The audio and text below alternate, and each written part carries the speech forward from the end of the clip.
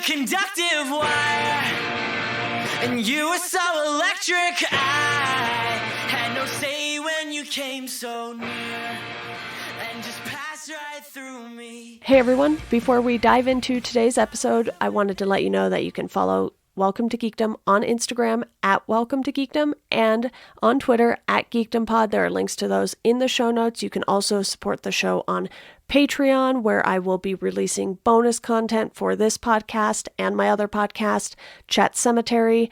You can rate and review the show on Apple Podcasts or on Podchaser. There are links to all of those things in the show notes, so be sure to do that. It is a huge help for the show, and I really appreciate it. Now, let's dive into today's episode. Hey everyone, welcome to Geekdom is back. I'm your host, Deanna Chapman, and today I am joined by Derek Denny, and we are doing the first character episode on this podcast, so it's a bit of an experiment. Derek, thank you for joining me for this. Oh, you're absolutely welcome. I'm really excited to be here, and Daredevil is one of my favorite characters, and I'm excited to just take some time and just talk about Daredevil and why I think he's awesome. I figured Daredevil would be a good character to start with in the Marvel world anyway, just because there are so many iconic Daredevil runs that we're only going to scratch the surface here. And what we're going to do today is we're going to run through some key issues, key runs, storylines, what have you. We have a few of those. We'll talk about Daredevil in TV and film and a few other things, and we'll still have recommendations at the end. But for a quick introduction, Daredevil is Matt Murdock, who is a lawyer, but his story starts when he's a kid, and his dad is Battlin' Jack. He is a boxer working with the Fixer, and Matt runs out into the street to try to save this man who is about to get hit by a truck, and there's a spill, and Matt loses his eyesight because of the chemicals that get in his eyes. So, his story starts super, super young, but he doesn't really come into his own as Daredevil until much later in his life after he's become a lawyer. Yeah, and that's one of the things that I love about Daredevil and the way that he's written is that he kind of gets like a personality and his life together first and then becomes a superhero. And a lot of Daredevil is trying to balance like being a lawyer and being Matt and then being Daredevil. But we kind of get to see him learn what it's like to have these powers, and we get like his college years where he's roaming around with Elektra and doing crazy things, jumping around buildings and whatnot. But it's different than what you get in a lot of superhero origins where it's like, oh no, there's this big event that caused powers and now you immediately have to go save the world.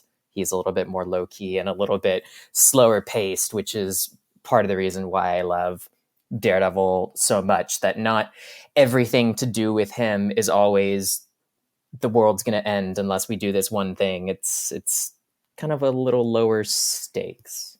And it's not like he has powers in the same sense as Peter Parker does, or Miles Morales even.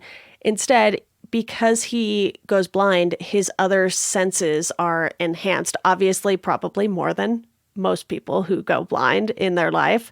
But they have this, characterization of Daredevil throughout the years that his senses are super enhanced, basically, and that's kind of his power. And, to dive on into some of these key comics here, I like to start with first appearances just because you might not want to read all of the 1960s runs or 50s runs of things for some of these characters, but I think Daredevil #1, which came out in April of 1964, does a very nice job of introducing the character and letting us know who sort of the main players are in Daredevil's life. You get Foggy, you get Karen, you get these introductions to sort of this core group of characters that we continue to see throughout the years. And yes, these comics are very wordy, but Derek, what did you think of Daredevil's first appearance? Were you surprised that it was actually a #1 instead of introducing, him as like a soft introduction in Spider-Man or something? Yeah, especially because I feel like in modern day superhero storytelling, most characters make their first appearance somewhere else. And a part of that is because that's the way that Disney does it with the MCU. But I feel like that's blended over into comics. And just in general, a lot of heroes, they make their debut in someone else's story to kind of build hype around that character and to get readers ready. So it was interesting in preparing for today when I did my original research and kind of like read back through the Daredevil's first appearance in 1964. It's not that often you see a character like from the moment they appear on the page, their story is all fleshed out, and it's more or less the same story. I mean, modern retellings might have some toxic goo he falls into, some might, but like other than that, you've got the background with his father. You, like you said, you've got Foggy, you've got Karen, like you've got the 90% of Daredevil is the same as it was back then. Although I will admit the yellow suit I'm not that much of a fan of. I love most things Daredevil, but the yellows, he needs to be black or red. The yellow is not quite it for me. Yeah, and they cover his origin story very quickly in that first issue and get straight into him going after the Fixer, which I really enjoyed because, at least from my memory, when I first started reading like Amazing Fantasy 15 and then starting in with The Amazing Spider-Man, they took a little extra time with Spider-Man's origin story. Maybe not in Amazing Fantasy number 15 necessarily, but you didn't have all of the information you needed to know necessarily with Peter. And we're going to go out of chronological order for these comics, actually, because The Man Without Fear came out in 93 and the Born Again storyline happened in the 80s. So we're not going in chronological order here, but it's for a reason, because I think The Man Without Fear gives you a little bit of a broader look at Daredevil's life, and it does it in 5 issues. So again, none of these are super long. You have the first appearance and you're kind of getting all you need to know in the first issue. The Man Without Fear, you're covering Matt's escapades with Elektra, and you see that it's just packed with so much information about Daredevil in those 5 issues. And Frank Miller, fantastic writer. And you have David Mazzucchelli, hopefully I'm pronouncing that right, on art with this one. And that team is just, they're so good. Yeah, I mean everything Frank Miller does turns to gold. But I agree. You need to talk about The Man Without Fear kind of before you get into anything else, because it kind of, in a way, is kind of like a soft reset of Daredevil. But it's also like, it is the one thing, if you want to learn more about Daredevil, like that is the thing you read first. And even the modern Daredevil in what he is now in the comics and the Netflix series, and then what he may or may not be in the MCU, like it's, you go back to The Man Without Fear, and that's who Daredevil is. And again, it's not necessarily a common thing that you can have like one defining comic for a character, because as time goes by, you need to change your characters, you need to evolve. You can't have the same shtick over and over and over again for decades. But for Daredevil, he's the type of character that who he is so complex that there's really not a lot of need to change who he is. Like, okay, maybe you make a mayor, in the more recent comics, and you can add in new things that way. But as far as his origin, and as far as who he is and kind of what he stands for and everything about him, there's no need to change it. And The Man Without Fear does it perfectly. And it was also it was exciting going back and revisiting The Man Without Fear, because you can really, really, really tell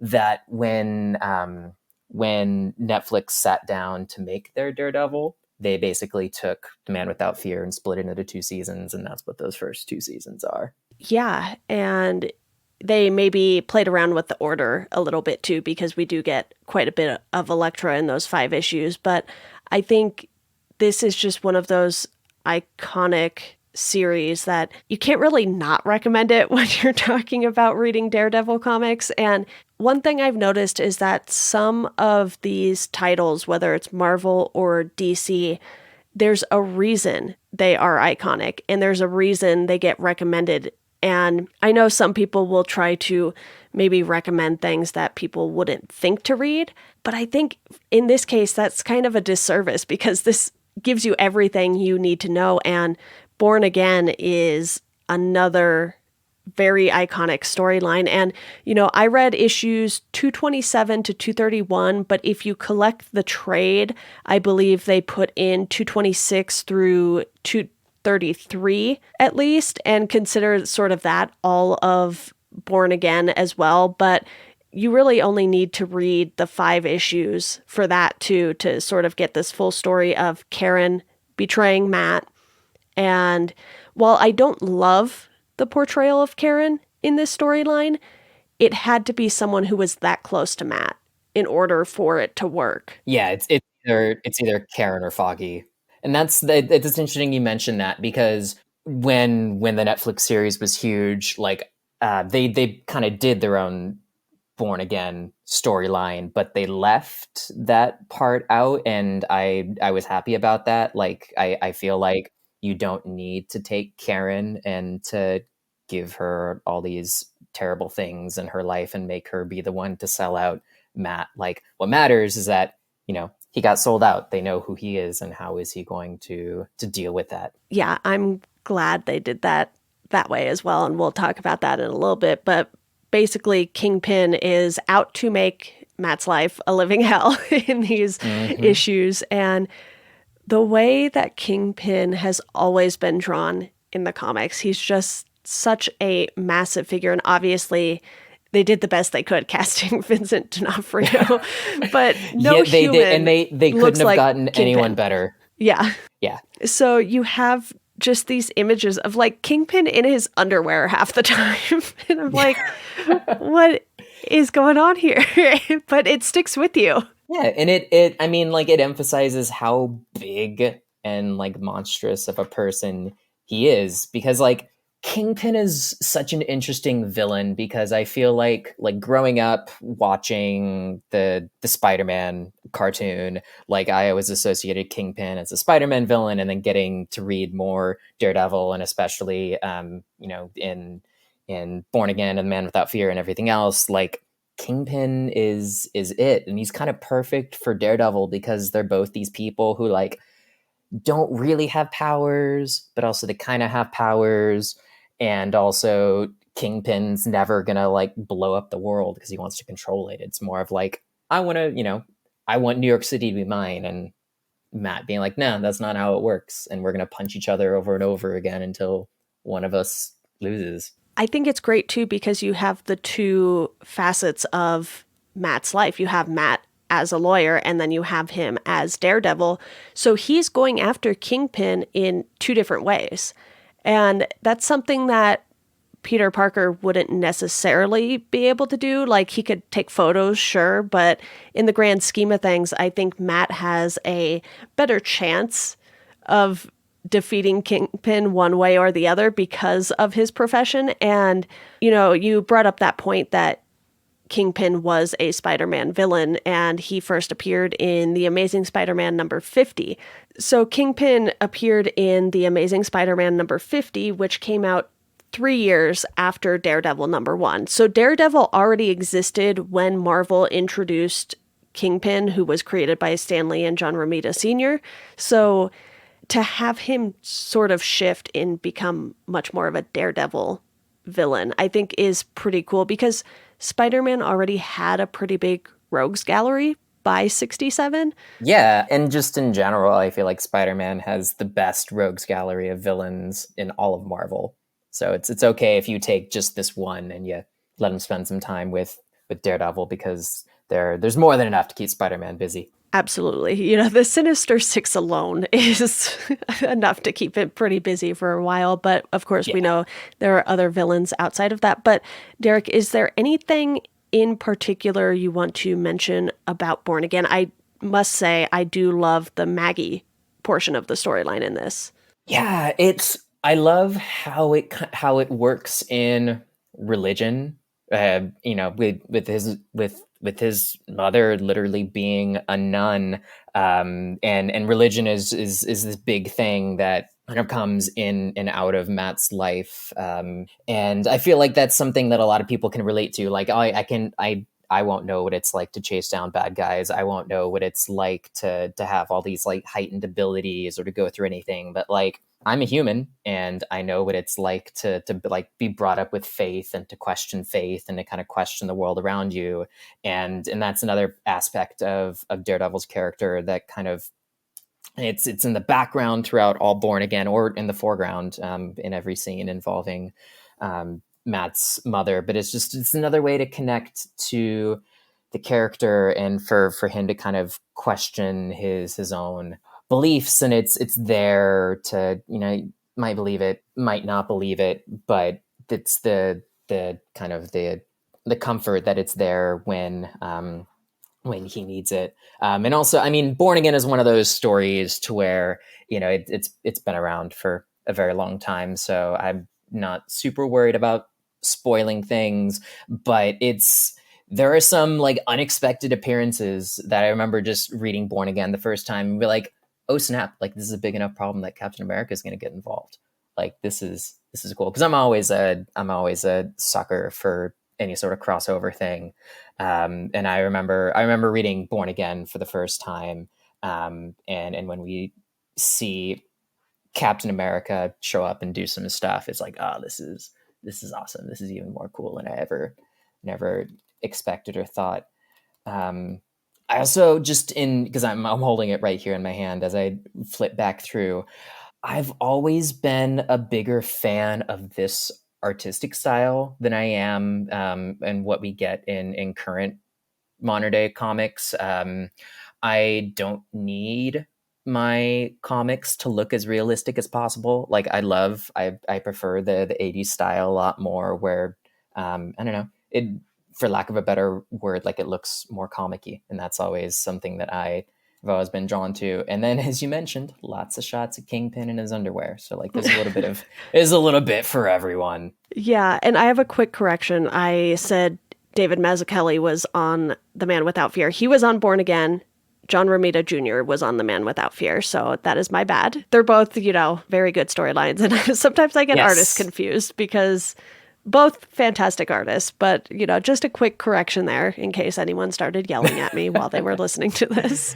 Yes. Yeah, and very, very unique as well. Like like you pick up The Man Without Fear, and it's drawn in a style that like it looks like it could be a comic in 2021 or 2022 when this episode comes out. Yeah, and I just really want to dive into more Daredevil comics after doing this, and I also want to give a quick shout out to Ann Nesenti, who, after Frank Miller, became one of the writers to write on Daredevil the longest.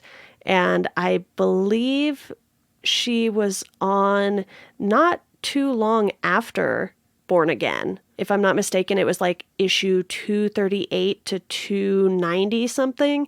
So she was on it for quite a few years. Yeah, that's a huge run. Yeah. Then you have, Brian Michael Bendis coming in and doing a Daredevil run. Kevin Smith has done a Daredevil run. Yeah, he has.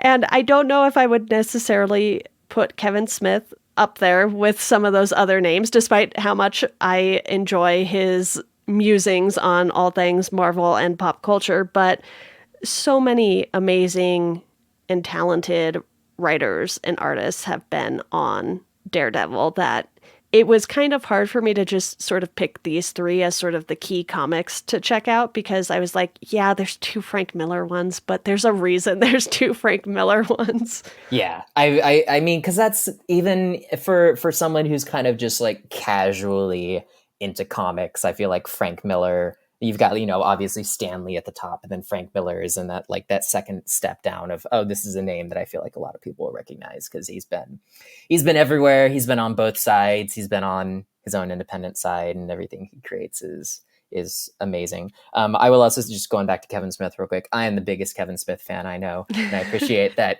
his stories are always unique, and he has a very very unique and special perspective that he brings to his characters. But I kind of feel like with Daredevil, he is a character that attracts so many people because he's kind of got his own little niche where like he's in the Marvel universe, he's in New York City, and just because he's a New York based character, he can always interact with a whole host of other characters and heroes and villains. But also he is one of the most DC-esque Marvel characters, because like when it comes down to it, he's a dude on the street punching bad guys in the face, and give him a few $1 billion and he's Batman. Yeah. Like it's not that far off. And I feel like for me, that's one of the biggest reasons why I've always loved Daredevil so much, is because like Batman was my first ever superhero, because I grew up on the old 60s Adam West Batman. And so you going over to Daredevil, I was like, oh, he's Batman, but like without the money and the gadgets, and with a better like moral consciousness. And he actually goes to his day job. Yes. Yes, that's big. And he does the impressive thing of making people like side with a lawyer. Yeah, that is pretty impressive. It's like him and Jen Walters. And I can't think of anyone else who can do that.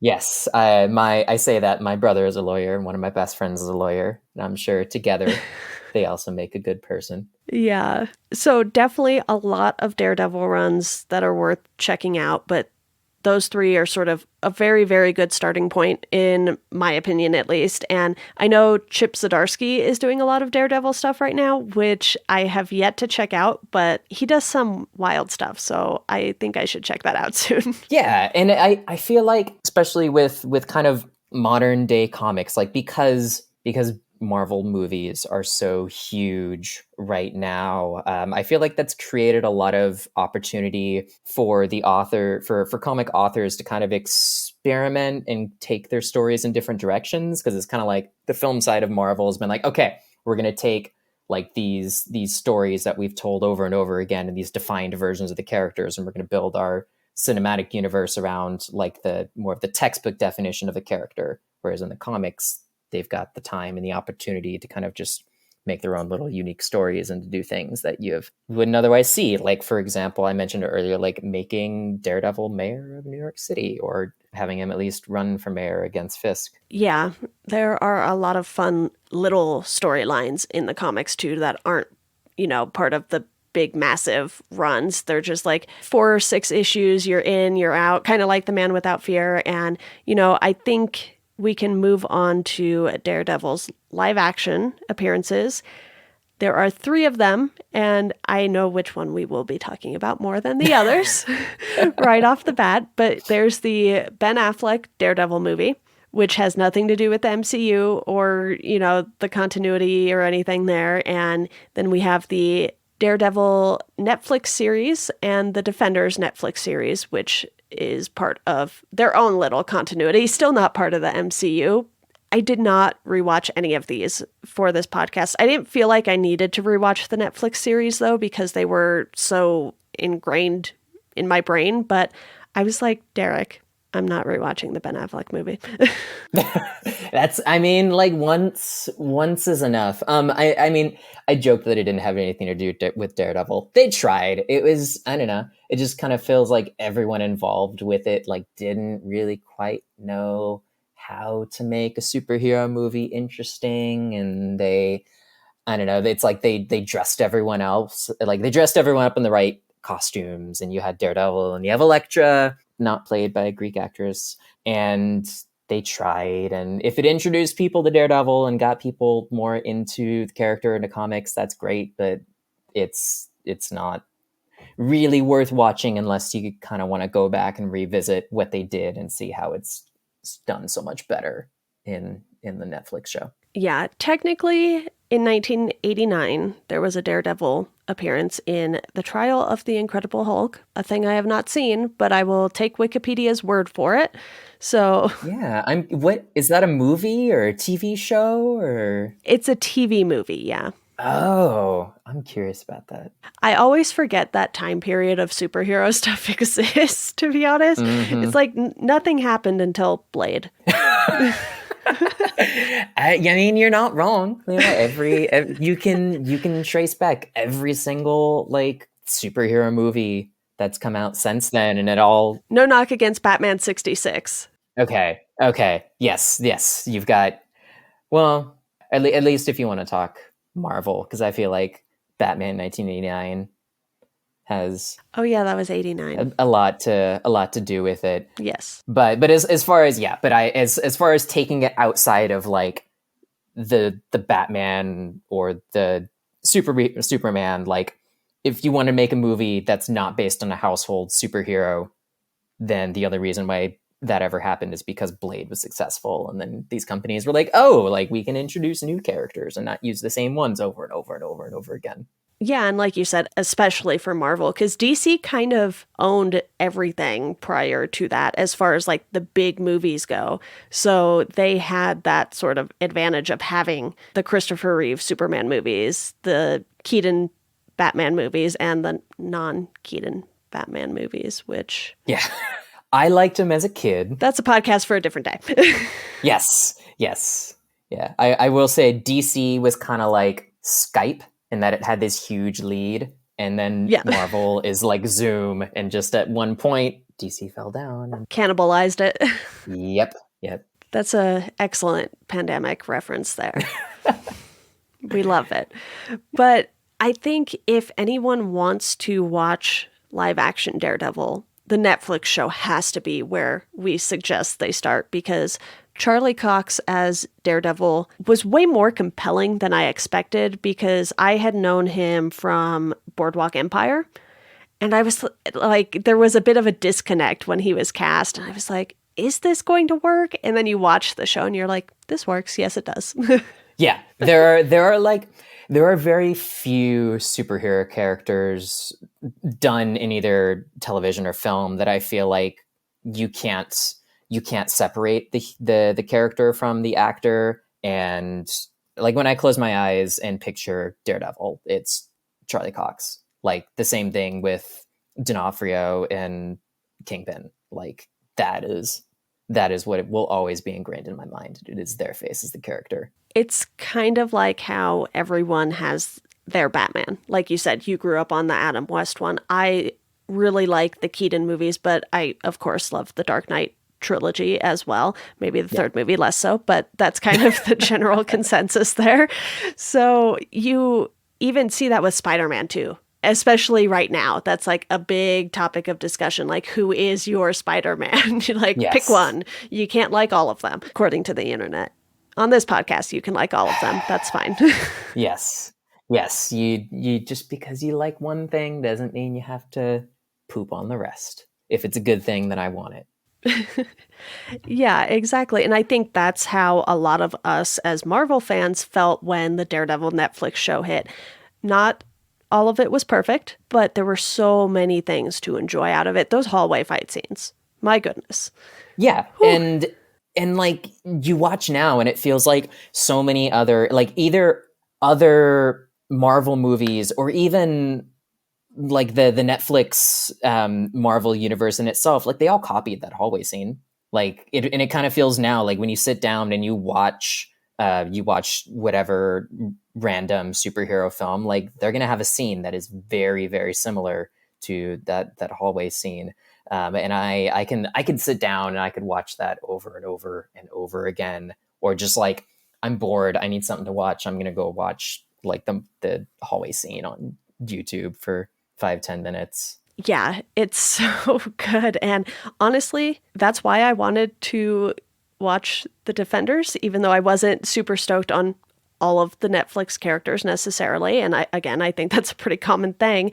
But seeing just 8 episodes more of Daredevil was great, because I really enjoyed Daredevil and I really enjoyed Jessica Jones.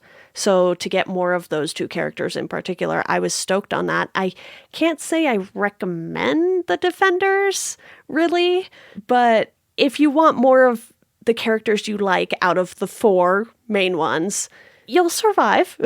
Yeah, if you go into it knowing that it's imperfect, but that it will have good moments, if nothing for the fact, then the Daredevil and Jessica Jones are by far the best of the little Netflix series. And then again, like Kristen Ritter is perfect for Jessica Jones.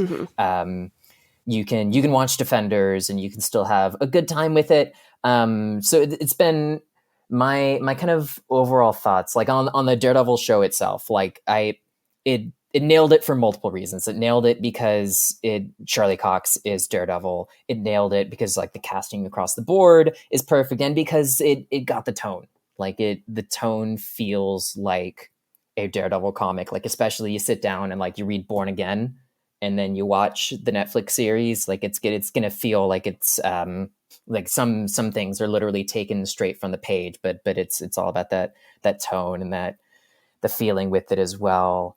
And with Defenders, I haven't watched it for a little while, but I have a feeling that one of the reasons why it wasn't as good as it was supposed to is because when you sit down and you watch like an Avengers movie, like even Ultron or any of the Infinity series or the first Avengers, like within the team, everyone kind of has their own role and their own job. And you know, Cap's the leader, and you've got Tony who wants to be the leader and who's jealous of everyone, but he's got all the money. And then Thor's going to do his thing, and you kind of, you know, everyone has their own job and their own role.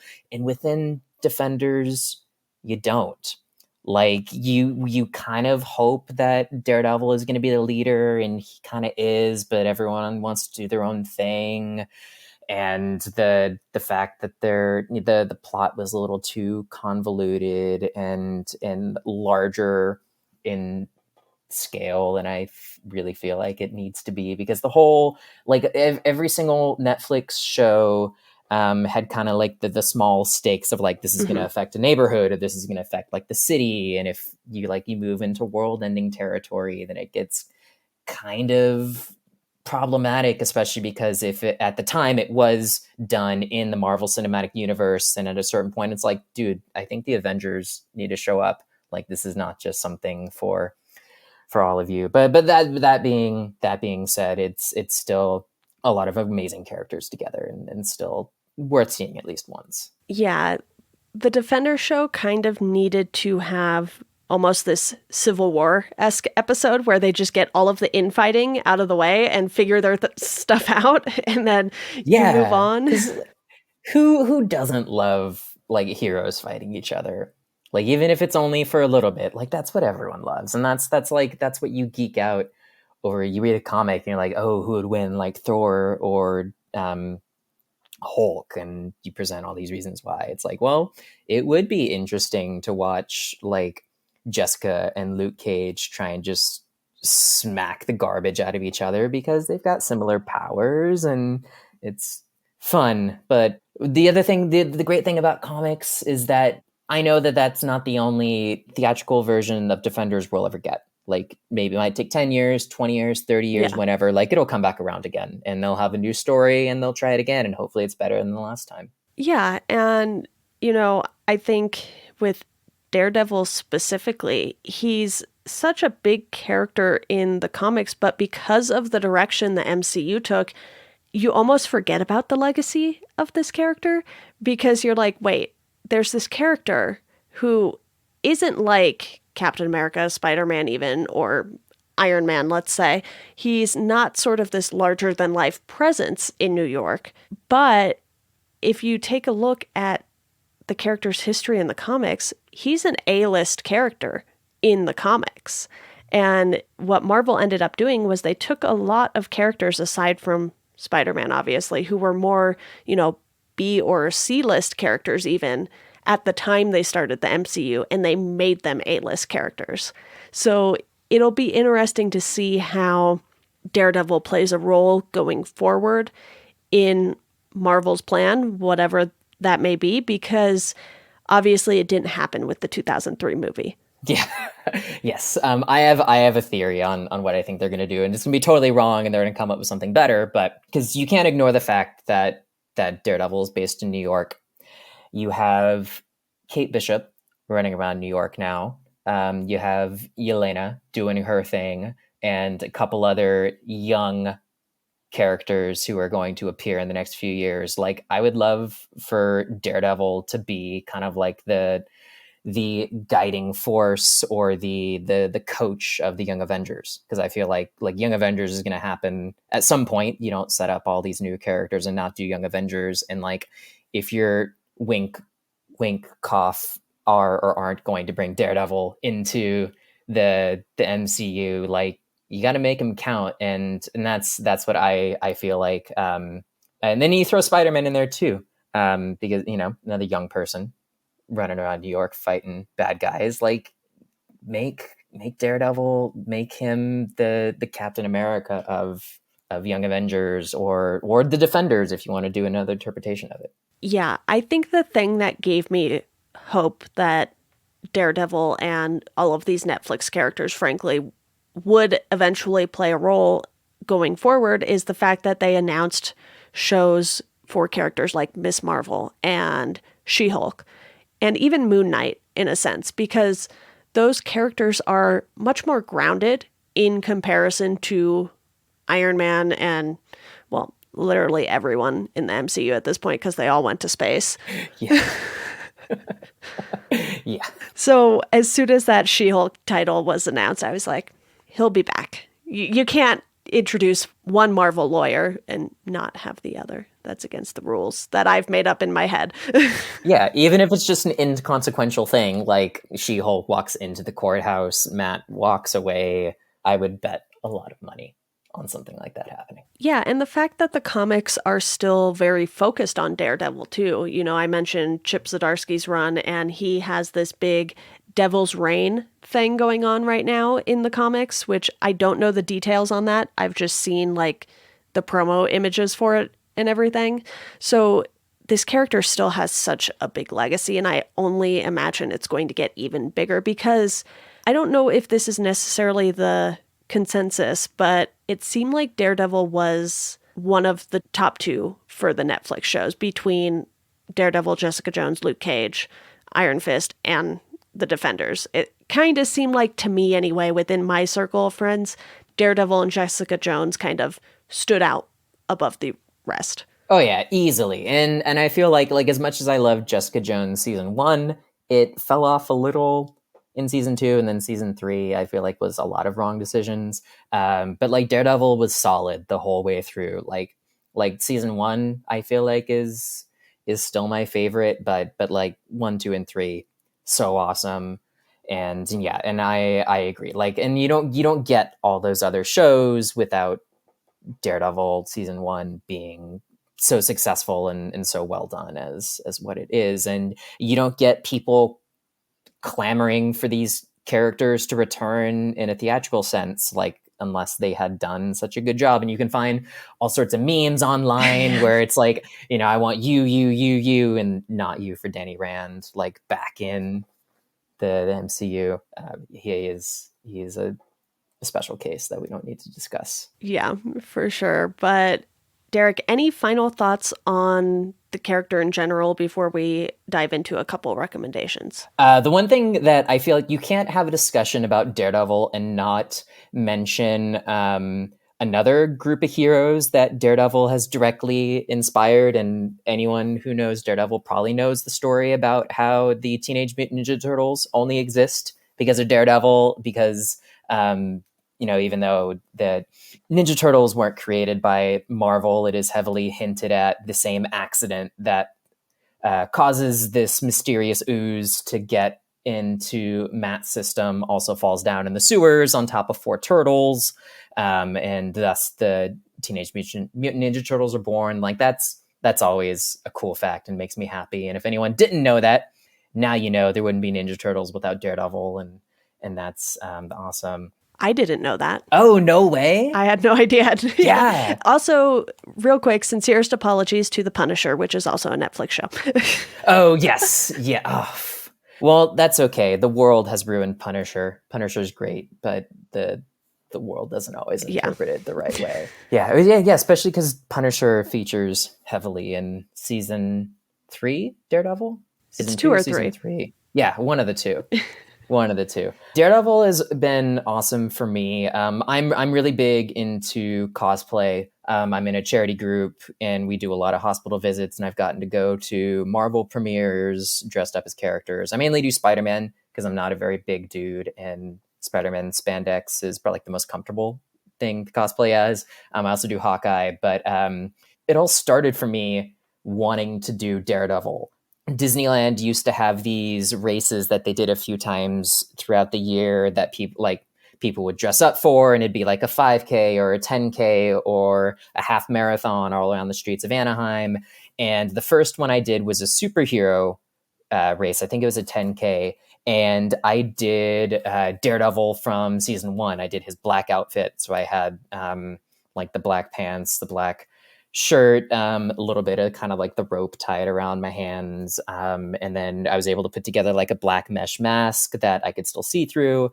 And like that experience launched like all these things and all these cosplays and all these different things that I've now spent hours and hours and hours and hours of my life doing over the last few years. And that's awesome because that first season of Daredevil inspired me to start to like dress up as superheroes, and now it's something I do all the time. And then just for anyone who is kind of a little tired of every single superhero story having to do with the entire world ending, or someone's trying to blow something up, like Daredevil is for you. Daredevil is that kind of like, he just wants to protect his neighborhood and he wants to take out the crime organizations. His sense of humor is hilarious. He has a lot of those same little quips that Spider-Man does, but he's an adult, and so they mature a little better. And that's another thing about his character that I feel like is very underrated. That all these people who get to write for Daredevil, there's a lot of humor in it. It's not always at the forefront, but it's great because he's not a lawyer for nothing. He's on top of being a superhero, he's also a crazy intelligent person who can make lots of comments about people that don't always on the surface look like insults, but they're insults. And sometimes he's just sort of in his own head saying these things, so he's not even saying them out loud to anyone. It's just him walking down the street thinking about this thing, and you're like, this is way funnier than it has any right to be from a lawyer. Yes. Yeah, I totally agree. Yeah. Well, Derek, let's hit a couple quick recommendations here. Mine is actually pretty fitting with our little Spider-Man talk during this too, because I am going to recommend Daredevil/Spider-Man, which is only 4 issues. It's a quick little series. They go after Kingpin in this one and try to actually figure out who else is going after Kingpin. So it's just a fun little story, and it's so nice to see those two characters together because, again, it's acknowledging, hey, we're all in New York kind of thing. And yeah, the coloring on this, the red from both of their suits just pops off the page so well in comparison to sort of not necessarily the drab background of New York, but if you've been to New York, there's a lot of like brick and cement buildings and stone buildings, and they're kind of all the same color everywhere. Yes, also that. So that's my recommendation. Derek, I believe you also have a Spider-Man related recommendation. Yes. So there's a small run where Spider-Man loses his eyesight, and he goes to all these people for help, and one of which is Daredevil, and Daredevil kind of tries to. There's a particular scene where he's trying to teach Spider-Man how to web sling without having his vision, and kind of trusting his instincts and basically doing everything that Daredevil was.